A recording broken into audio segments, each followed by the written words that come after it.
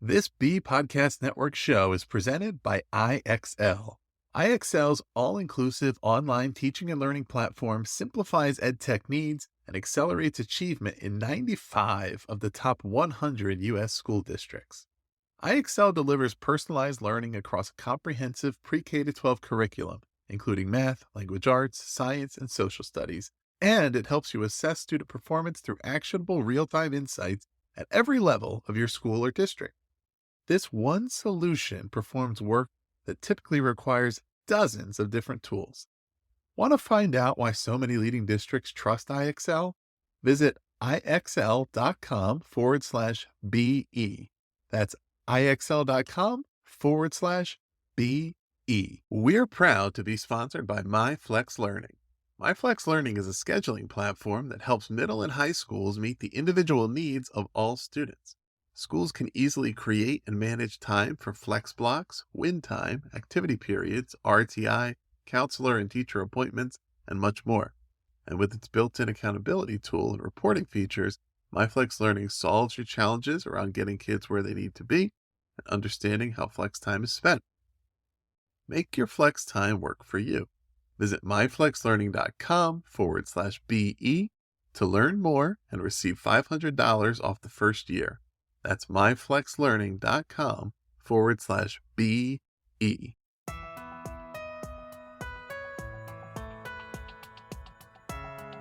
Thanks everyone for tuning in to today's episode of the Authority Podcast on the B Podcast Network. I'm Ross Romano, and I am truly excited today to welcome our guest, Dr. Peter DeWitt. I am not going to waste your time reading through his CV because it's actually longer than the book now, but suffice it to say, he's a truly impressive guy and a good guy, and I'm really happy to have Peter here. His new book is De-Implementation, Creating the Space to Focus on What Works, and it's available from Corwin. Peter, thanks for being here. Hey, Ross, it's always good to see you.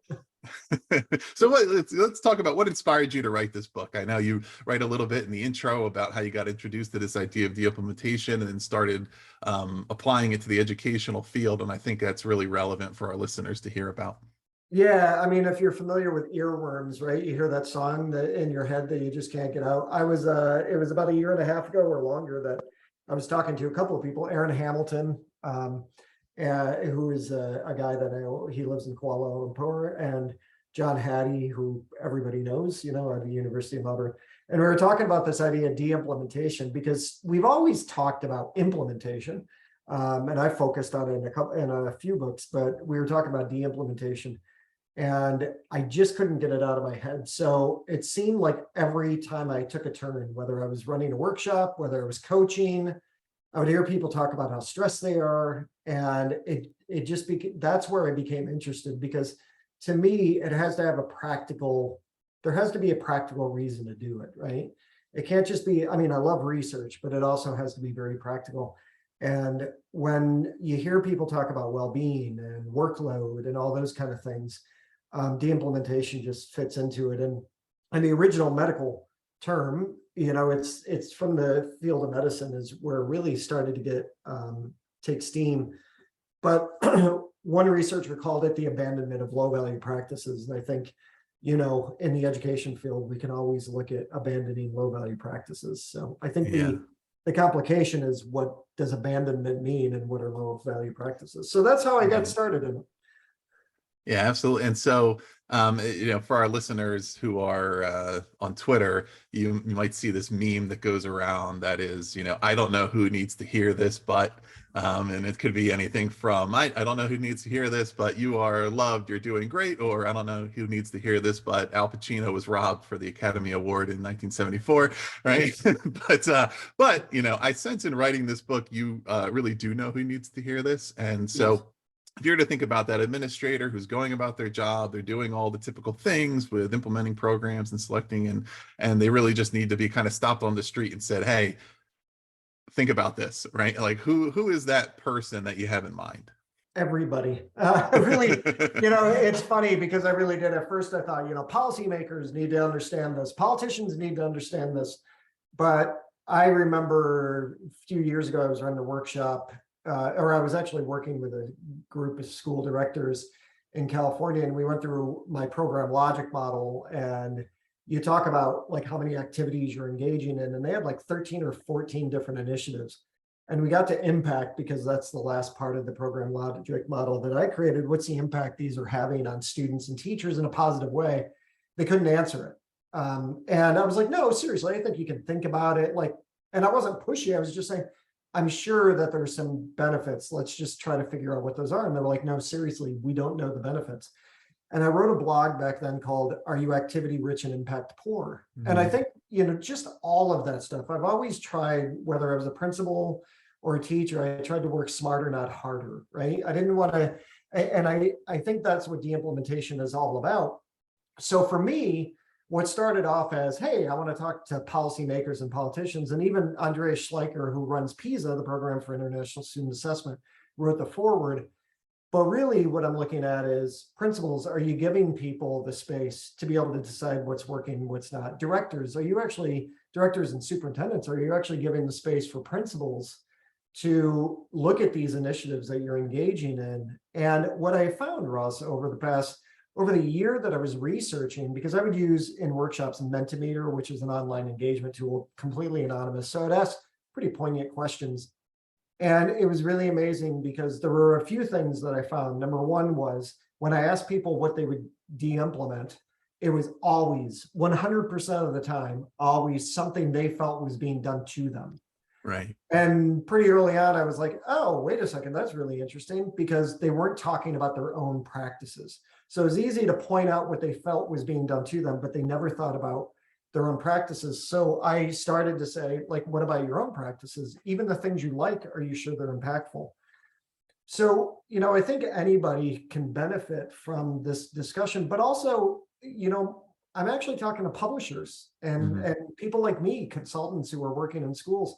When we get up on stage to give a keynote and we're talking about the new idea or whatever, are we really thinking about, and do we really know that this new idea actually works? And from a publishing standpoint, there's some pretty interesting research that I found that actually showed that publishers would put out books, and the researchers actually took the same topic in two different books, but one of the books had a brain scan on it, the other one did not. And they actually asked participants which one had more merit. And more times than not, they chose the one with the brain scan. The fact is, it wasn't the one with more merit. But even from a publishing standpoint, there's that we're putting something on, we put a brain scan on it because we want people to buy into it. So this is kind of a call to action to all of us. It's not just on teachers and principals and superintendents. It's also on publishers, it's on authors, to really say, like, this is the idea that I'm talking about, and this is where it fits in, but it's also your responsibility to see if this is something you need, not just something you want. And I was given a keynote in Washington State a few months ago. And I said, the deadliest words teachers hear from a leader is, hey, I went to this conference and I learned this idea. And I said, when you go back to your school districts, you have to be very careful to say this is some brand new idea without doing the work to make sure you don't have teachers who are doing this already. And I had a superintendent come up to me afterwards and said, Peter, you need to understand though, my school board sent me here for 3 days. If I don't come back with an idea for my schools, they're going to think that I was just here, drinking and playing golf. And I'm like, therein lies the problem. That even when we go to conferences, are we going to learn a new idea, or are we going to actually see how we can go deeper with an idea that we're already doing? Like, are we going with the mindset we should also be trying to inform the practice of the work we're already doing, not to try to grab that new silver bullet, because we know that doesn't exist.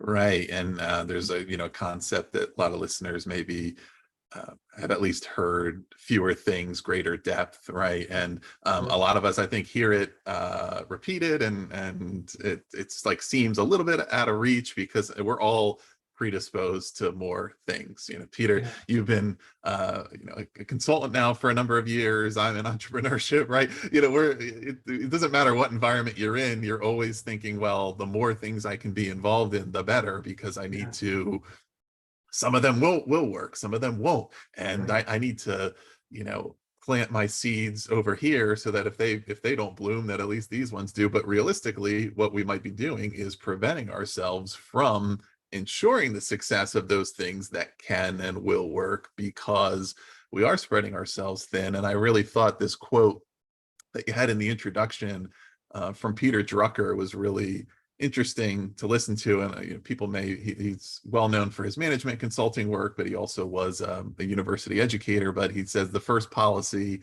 and the foundation for all the others is to abandon yesterday, right? And he Yeah. talks about you're freeing up your resources that are committed to things that no longer work, so that you can put them toward the things that will work in the future. And even, you know, with what you were just referring to, it could be that one of those things, the idea of yesterday, is not necessarily only holding on to old ideas, but it could be holding on to the belief that we always have to keep finding new ideas, right? Yeah. And saying, Yeah. like, you know, when you go to the conference, I mean, there's a great opportunity here in having this critical, you know, reevaluative process around what's working, what's not working, what do we keep, of affirming what is working, right? Mhm. And I talked about this on a recent episode with Matt Renwick around his book Leading Like a Coach. And part of the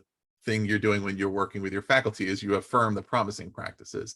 Mhm. Before you get into what needs to change, you say, well, this and this are great, right? And that's the same thing here, where it might be, okay, I went to this conference, I heard about all these things, and what really stood out to me was these three things we're doing are the right thing. We need to keep going with that, right? I mean, how do you, I mean, that's a good opportunity, but also how are we approaching this and saying, all right, how do we know what's working and what's not? And how do we know, I guess, you know, is there a concern that some people may have around this is not working yet, but it would work if we did this and this, versus it's just not going to work and it's, you know, and we're wasting resources on it. Yeah, I mean, I think that's a huge question, and something that when you're writing a book, right, and you're trying to talk about this really huge idea, even in my mind, I'm like, what if? What if this? What if that? What if, you know, Right. it always comes to mind, and when you send it out to people to read it, and they have questions too.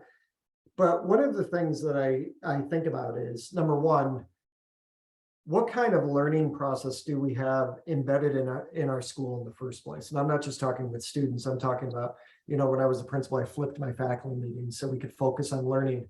So do we actually have a space where we're engaging in those kind of conversations? Truly, if we're going to take the formal observation process seriously, if we're going to take our faculty meetings seriously, if we're going to take our instructional leadership team space seriously, then we should be engaging in these conversations in the first place. And I started to talk about de-implementation in a book that I wrote on collective leader efficacy, right? Strengthening instructional leadership teams. And that's a lot of the work that I'm doing right now, working with leadership teams. It's creating that space to actually have these conversations in the first place. When it comes to de-implementation, what I have found since writing the book, and kind of when I was writing the book too, is people kind of misinterpret de-implementation as, I just want to get rid of stuff. Mhm. And Peter DeWitt wants them to get rid of stuff. And that's not what I'm saying. And that's why at the beginning of our conversation, I said, you know, it's really interesting to talk about the word abandonment, because Right. abandonment doesn't necessarily mean just getting rid of stuff. It also means you might have to replace things. And in the book, I talk about some of the big ones. So I have two ways to look at de-implementation: informal de-implementation, formal de-implementation. Informal de-implementation is something that you don't need a team to decide. You know, I'm not going to check email as much during the day. I'm not going to have the phone attached to my hand all day long. I am going to check my email 3 times a day, put it away at 5:30, and go and enjoy time with my family. That's an informal de-implementation where you're partially reducing something you're doing. Formal de-implementation, when you're looking at it, is maybe we don't need to have as many instructional leadership team meetings because we're meeting twice a week and that's just crazy. Let's talk as a team where we can partially reduce the number of meetings, or it's a replacement. You know what? Zero tolerance policies. That's one of the examples I used in the book. Zero tolerance policies research is showing that they're discriminatory and they're harmful. So de-implementation there means you're replacing a zero tolerance policy with a more equitable practice like restorative practices.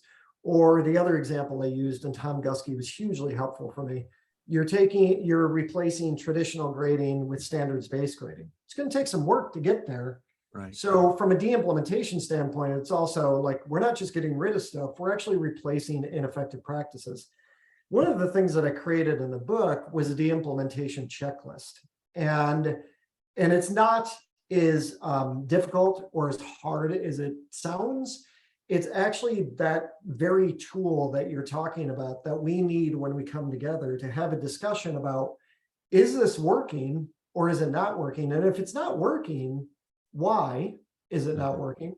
Yeah. And is it time for us to move on from it now and move on to something that's actually going to be more impactful? So hopefully that answers your question. I think first to look at it from a proactive standpoint, are you actually taking those spaces like faculty meetings, observations, instructional leadership team meetings? Are you looking at those as a space to actually learn from one another in reciprocal learning, not just the principals controlling the dialogue, it's reciprocal learning. And number two, when you're looking at the abandonment of low value practices, are you looking at from a formal de-implementation, are you using a thing like a checklist to be able to engage in these conversations to say, no, we have evidence that shows that it's harmful and we shouldn't be doing this anymore. Right. That takes time. That definitely takes time.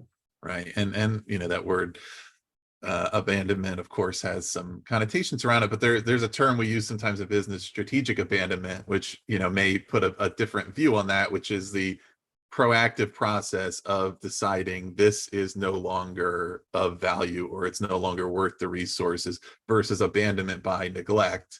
Well, we just never paid attention to this thing and we basically, it was abandoned even though it wasn't supposed to be, right? And you know, which makes me think of, how does the typical implementation process interact with what we need to do on de-implementation? Because there are those certain things where, you know, at a point down the road, we may say, well, this was never implemented correctly in the first place. And the answer might be, all right, we need to fix that. Or the answer might be, we no longer really need it anyway, and it's not worth it to go. We just, it's a sunk cost, right? It's not, you know, so, but like, I guess, how do the things that we do around over implementation or poor implementation end up interacting with what we need to really think about with de-implementation? And that's a fantastic question. Actually, somebody had tweeted out the other day, it was a very nice tweet, saying that the book was very practical and easy to read, which is always what I'm going for. I don't use a lot of big words, but they said what they found is it's as much about implementation as it is about de-implementation. And that was purposeful, but it wasn't necessarily what I began with. I mean, I started with the same trajectory that everybody else did when I started to do the research about de-implementation. I started to look and say, oh, it's about getting rid of stuff. This is perfect. But as I started to write the book and started to look at a lot of research in the medical field, which was very interesting for me because it's not a space that I spend a lot of time in, I was introduced to a thing called the PRISM model, which is really about, it's an implementation model that's sometimes used in the medical field. And instead of, you know, in the original one that I looked at, it said, you know, it's something about understanding the characteristics from a medical director position and a doctor and nurses, and then you've got your patient characteristics. I replaced it with, you know, superintendent and principal and teachers, and also understanding your student perspective. And in the PRISM model, as you go through it, it's got a couple of things like outside influences. That could be your school community. Then it talks about the whole idea of the adoption, the implementation, the adoption of what that initiative that you're trying to focus on. So when you look at something like the PRISM model in the book that I focused on very early on, what I'm trying to tell people is, you know, I'm trying to help you with two things. I'm trying to help you understand what you can abandon. At the same time, I'm trying to help you understand how to implement in the first place. So simultaneously, they should be happening. I really don't want them to be mutually exclusive. I want people to look, and in fact, Tom Guskey was really helpful. He had once sent me an email. I had asked him, how do you know that a program is effective? And he sent me like 5 or 6 questions that I have in the book about what to ask about whether a program is effective. And then what I did is I created another side of the table where I took his questions, but I put it toward de-implementation as his was toward implementation. So they really do mirror each other. And I would say one of the hardest pieces is in that PRISM model, one of the bullets behind adopting the initiative is that of maintenance. And you were just talking about this earlier. Like we are within the education field, we are so good at implementing something the first time for like 5 minutes, right, and not doing a lot of follow-up. So when I'm talking to directors of teaching and learning, superintendents, principals, teachers, when they look at PRISM and they look at the maintenance part, I've had a lot of people say, we're just not good at maintenance. So it's even that, like if you're reading the book, or even if you're looking at PRISM on your own and you're not reading the book, and you're looking at PRISM and you're thinking about maintenance, that's the key part. Like I've heard so many people in districts say, we had really good trainings 5 years ago on this. But the problem is you have a bunch of new employees that never went through that training, and you're still trying to do this work, and yet nobody is really, they haven't received that professional learning on how to do it. So they mirror each other very well. And I think that what we have to look at is the maintenance part of implementing and truly understanding the characteristics in our environment. Do we actually need this, or did we just see it on Twitter and we think that we need it when we really don't?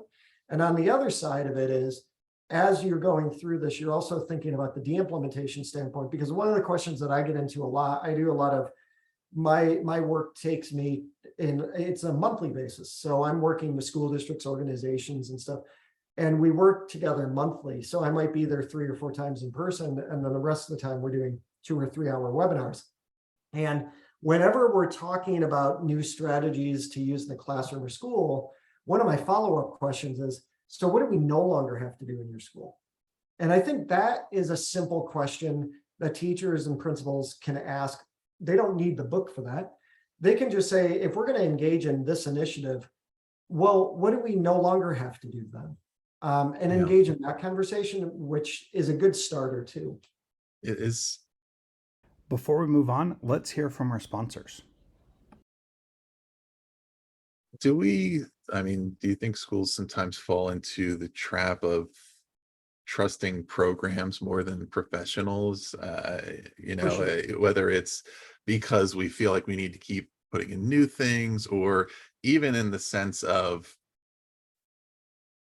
let's say there's an option of 2 different tools or whatever, and the one we're using, we think it might not quite be the best, but our teachers really know it well and they're able to do good stuff with it.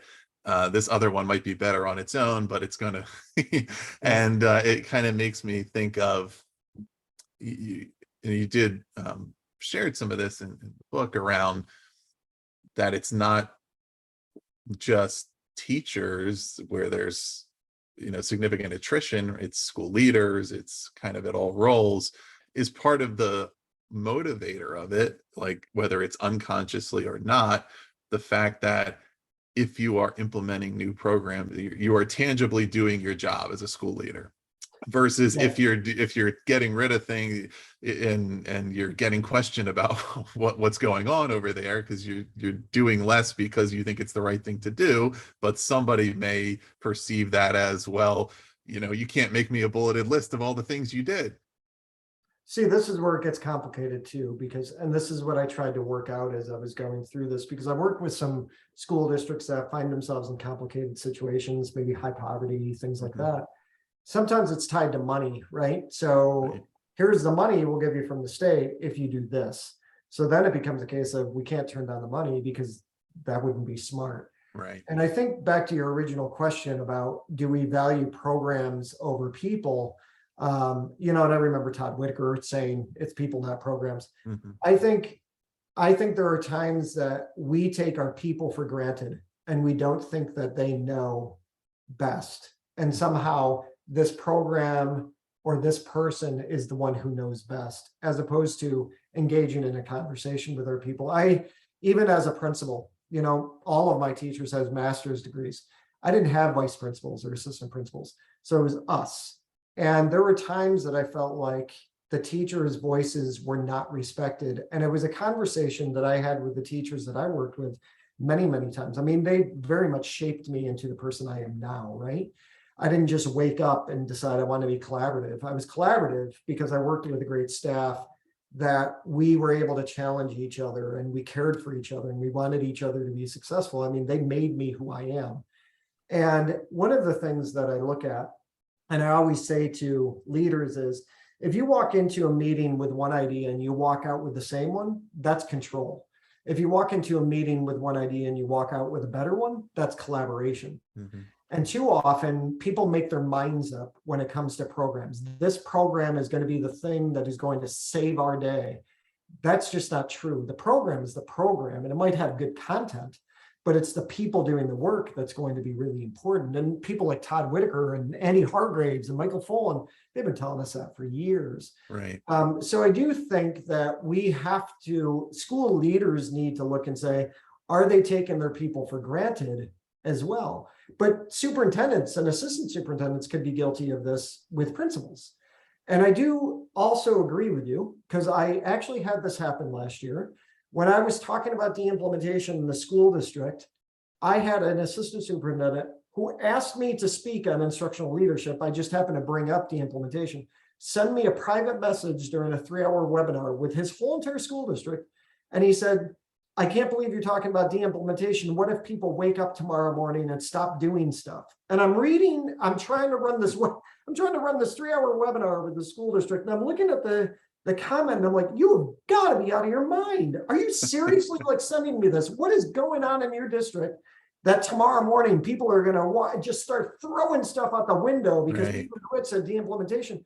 I'm like, well, you clearly don't trust your staff to think for themselves and actually engage in a professional conversation about what's working and what's not. That's a problem. And we wonder why we have so many teachers leaving the profession. It's because they don't feel like their voices matter. Even, I was watching a TED Talk by Johan Hari the other day, and he has a great book on lost connections that I'm just starting to read. And in the TED Talk, he said what we've known for a long time, even Margaret Wheatley has talked about this. We have so many ways to connect, but we're very disconnected. And he was talking in the TED Talk about the fact that if you have people go to work, he wasn't talking about teachers. If you have people go to work and they don't think their voices matter at work and they're constantly told what to do, that increases anxiety and depression. Mm-hmm. And we know from countless studies, whether it's the joint study by LPI and NASSP about principals, if we're talking about Ed Week Research Center and we're talking about teachers, there's increased anxiety and depression among educators. Part of that is due to the fact that they go into school every day and they don't feel like their voices matter. So this work, this whole conversation is so much more than just getting rid of stuff. It's about what it represents in the fact that, do we actually work in a space where we can talk with one another about what's working and what's not working and not worry about mass chaos. And what I found is that that one person who sent me the comment actually called me later and said, I didn't want you to talk about de-implementation. It's just, I was worried about, and I said, no, I know what you were worried about. You were worried about you no longer having control over teachers, and that's a problem. And he said, well, our community values hard work and they need to see teachers doing stuff. They need to see teachers there in the evening so they know that their tax dollars are going. I'm like, that does not equal hard work. Having somebody spend until 8 o'clock at night in the parking lot there so you can see their car when you're driving home, that does not equate to hard work. In fact, if you're there till 8 o'clock at night every night, I'm starting to worry that maybe you're focusing on the wrong things because you're wasting your time by spending so many hours there. And I feel like you're absolutely right. People, especially in the United States, because I do a lot of traveling, a lot of work internationally. In the United States, we do have this habit of people think we need to put more on the plate. We need to put more on the plate. We need to spend more hours.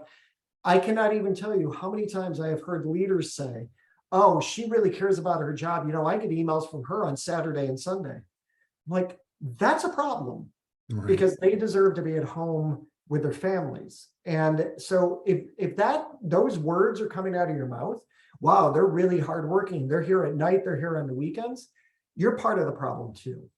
Right. And That's it's an probably going to get me into indication trouble. of, well, yeah, because you also, shared this work from Hattie and Yates in the book where they're saying, for learning to take place, the necessary ingredients, time, goal orientation, supportive feedback, accumulated successful practice, frequent review, right? I would propose my hypothesis that if you just had the first one, time, and you had a teacher that knew what they were doing, and you put them in a classroom with kids and gave them whatever time they wanted without interference and nothing else, no curriculum, no tools, whatever, but just said, you have all the time you need, do your job. The kids would learn, right? They would figure it out. And that's not a realistic scenario, but the point is so much of this process of the de-implementation of the selection is about carving out as much time as we can. How much time are we not spending on things that are not worth the effort so that we can have time to spend on what matters? If a teacher is there late at night or emailing you on the weekend, it probably means they did not have enough time to do their job because they could have been doing that during normal work hours, but they didn't have time, right? Right.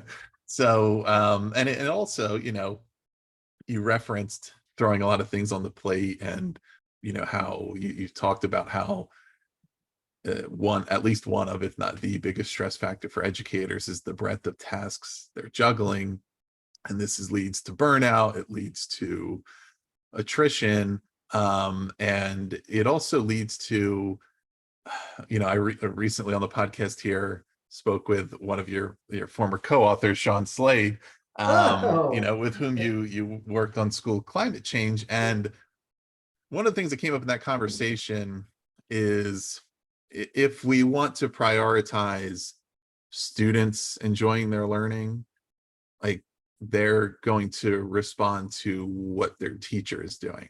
So if we're creating an environment whereby teachers are miserable because they're stressed, they have too much on their plate, they don't feel like they're really able to do their job correctly, why would a student be excited to be there versus saying, all right, like, we need to create an environment where our teachers feel good, they're healthy, they're excited about what they're doing. If my teacher is having fun, I'm going to have fun. If they're not, I'm not. Right. And we know also that kids come from complicated situations. So we need to be the models to show them that there are other parts of life. Listen, I'm a kid that, I was retained in fourth grade. My dad passed when I was in fifth. I barely graduated from high school. I was fourth from last in my class.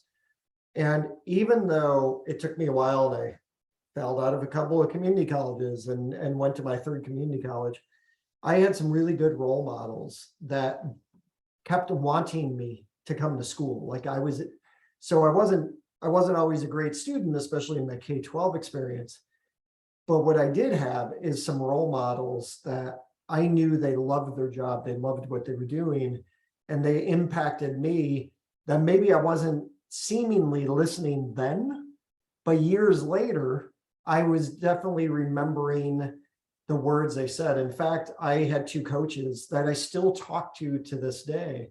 Now, when I was a junior, senior, barely graduating from high school, they probably didn't think I was listening very much, but, after I went back and I ended up with 2 master's degrees and a doctorate, like, I let them know, I always heard you. I just didn't know how to, I didn't know how to get there, right? But I was always listening. I was paying attention. And we talk about those things now. And I think that's what's important too, is that I remember the people who were miserable when I would go into school. And I'm almost 52 years old. Like, I remember the teachers who were pretty miserable when I was there. I also remember the ones that had a profoundly positive impact on me because they cared about their job. And so I do think all of these things are interrelated. If we're able to focus on what matters and not on all the other fluff and stuff, if we feel like we have a voice when we come into school, regardless of what our position is, then we're going to feel even more connected. And I think that's a job that we all need to be able to do. I think that's from a school climate standpoint too. As a building principal, my job was to make people smile when they came into school every day. And that was because I worked for a principal who I almost felt like her job was to make us miserable when we came in every day. So when I became a principal, I wanted to make sure people were happy when they were coming into school. So I do think it's our job to be able to do those things as well.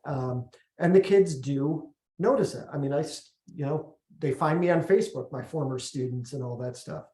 So I do think that's important. And I do think they're all interconnected. Yeah, I think related to that, what you do have some survey results on some of the specific things that educators and teachers are interested in implementing. Some of them are email and meetings and things that I think everybody in every job would probably say. But Yeah, what are exactly. a few of the ones that maybe were less obvious, that stood out and said, oh yeah, this is something we might want to look at? I remember early on, teachers were actually talking to me about assessments. They actually said, you know what? We give assessments every week and we're not looking at them. They're not informing our practice. And they were very honest with me, and I appreciated that because that's not an easy one to say.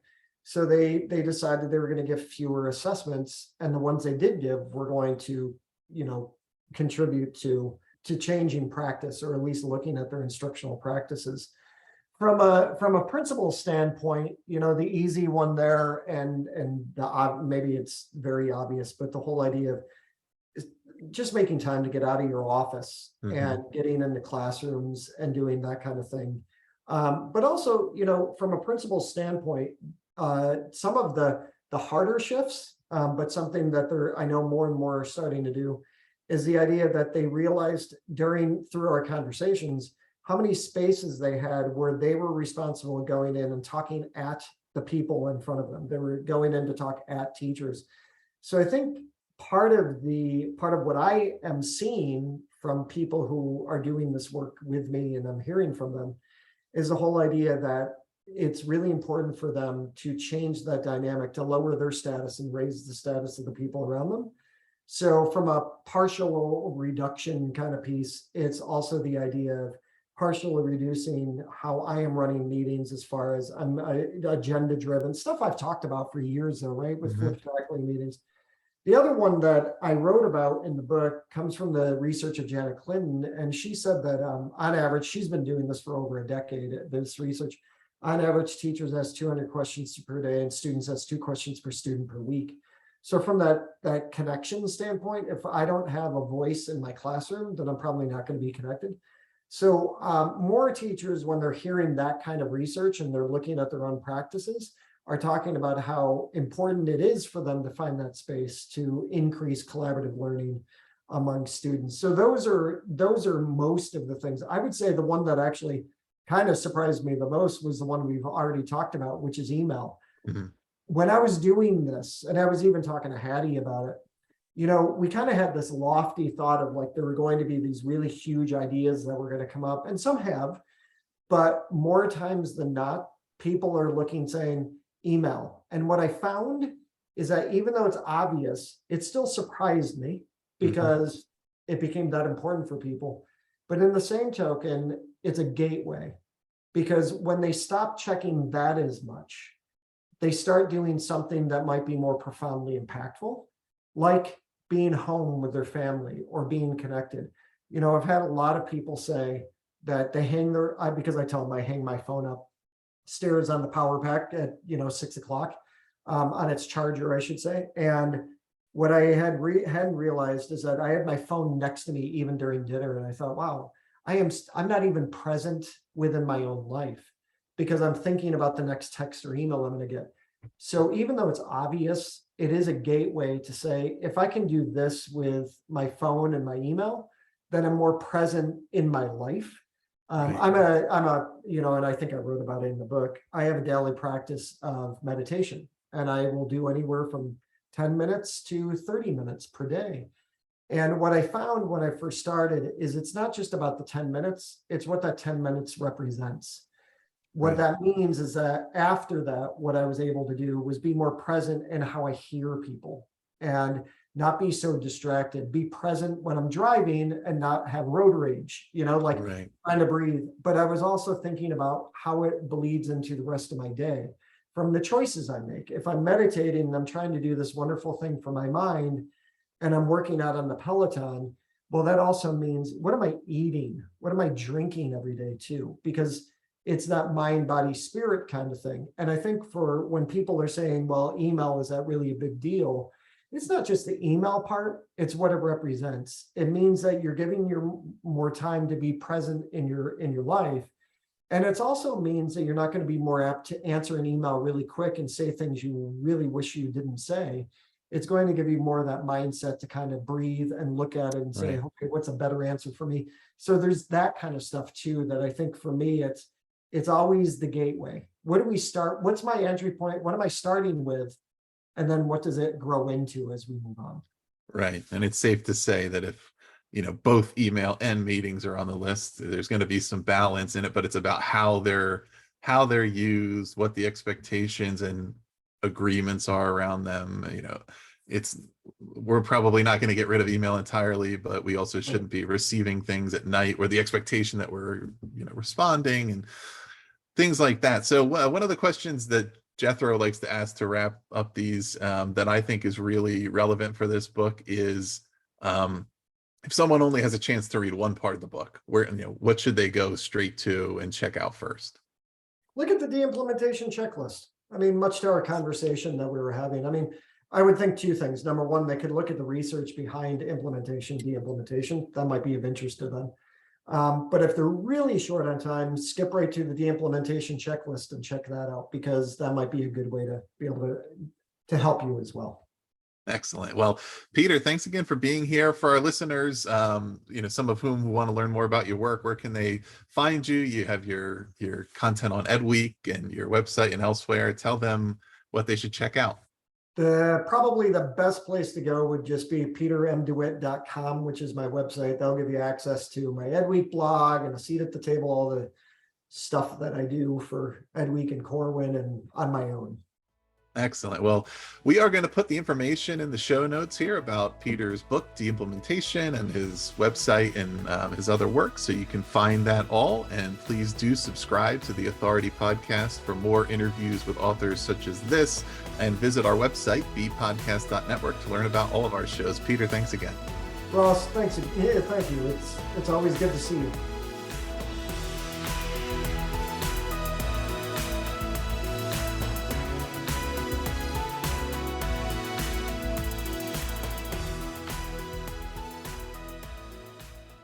Do you want to simplify your school's technology, save teachers time, and improve students' performance on state assessments? You can do it all, but don't waste another minute. Head straight to ixl.com/BE to learn how IXL's research-proven teaching and learning platform can help you achieve all of these goals. That's ixl.com/BE.